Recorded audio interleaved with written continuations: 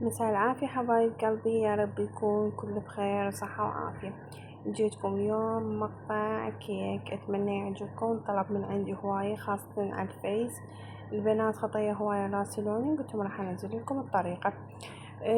كلش هشة وطعمها كلش طيب، أتمنى تجربونها يعني بأدوات موجودة إن شاء الله بكل منزل. أنا بكل طريقة أسويها دا أنزلها لكم حتى تستفادون، لأن البعض ما عنده عجانة يعني. فهاي هالمرة سويتها أني بالمضرب. هنا استخدمت قلاص شكر على 3 بيضات، ضرب فانيلا، ملعقة أكل خل، وضفت عليهم نص قلاص مي وضربتهم بالمضرب الكهربائي. بقيت أضرب بيهم هنا لحد ما شفت لونهم اتغير وصار لونهم أبيض. يعني ذاب السكر وجانست المواد وثخنت. حتى شنو لا تهبط عندنا. أهم شي المواد تكون كلها يعني بدرجة حرارة يعني المطبخ، مو باردة كلش. إذا باردة احنا المواد الباردة نستخدمها للكيك الإسفنجي. هنا المواد يعني كلها بدرجة حرارة البيت، يعني المكان اللي قاعدة بيه. ضربتهم اني هنا منه لحد ما تغير لونهم، صار لونهم ابيض وسخن شوية. زيت اني هنا ما استخدمت هواي، استخدمت ربع قلاص بس، لانه اصلا ما يحتاجه، بس كالنكهة يعني. و يعني ينطي شوية طراوة. فضفت هنا كوب واني اخلط اضيف العفو ربع قلاص زيت ضفت هنا. خلطتهم. هنا عندي الطحين، انا الطحين طبعا ناخلته ورجعت هماتين نخلطه مرة لخ. الطحين خليت عليه ظرف بيكنج باودر وخاشوقتين حليب. أنا لأن هنا ما عندي حليب سائل فضفت خاشوقتين حليب. إذا عندكم حليب سائل استبدلوه يعني بدل المي خلوه قلاص إلا ربع حليب سائل. رجعت هنا ضربتهم بالمضرب. صار كريم، يعني لونهم والقوام مالته كلش كريمي ولونها أبيض وصارت هواية. رجعت المي البقية أضيف فيه شوية شوية منها لحد ما شفته يعني أخذت الكيكة من عندي قلاص إلا ربع مي. قلت لكم اللي أنا هنا ما عندي حليب استخدمت حليب باودر وضفت مي. فأنتوا إذا عندكم حليب بدل ما تخلون مي خلوا قلاص إلا ربع حليب. بالمضرب الكهربائي هنا استخدمت أني، اللي ما عنده مضرب كهربائي يقدر عادي بالعجانة. ما عندكم عجانة بخاشوقة عادي وأضربها، ماكو أي إشكال يعني.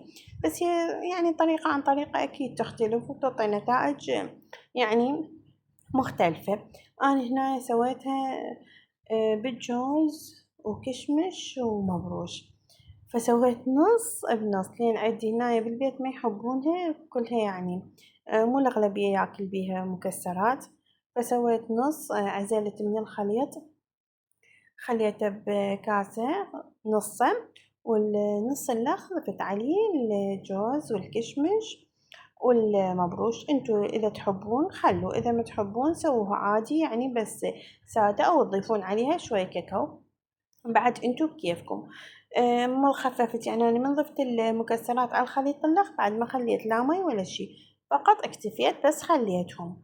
اكو بيهم يقولون ينزل لي جو، لا ما ينزل لي جو، ما طول القوام مالتك عندك هنا كله متماسك. شوفوا يعني الخليط شلون صار ثخين، ما راح ينزل ابد، كله تجانس. وهو اخر خطوة يلا تخلين المكسرات يعني مثل ما سويت اني هنا. القالب اني دهنته بزبد ورشيته سمسم.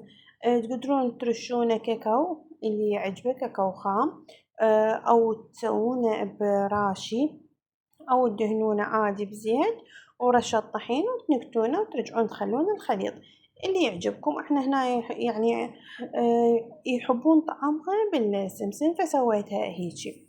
انتو يعني مخيرين بعد.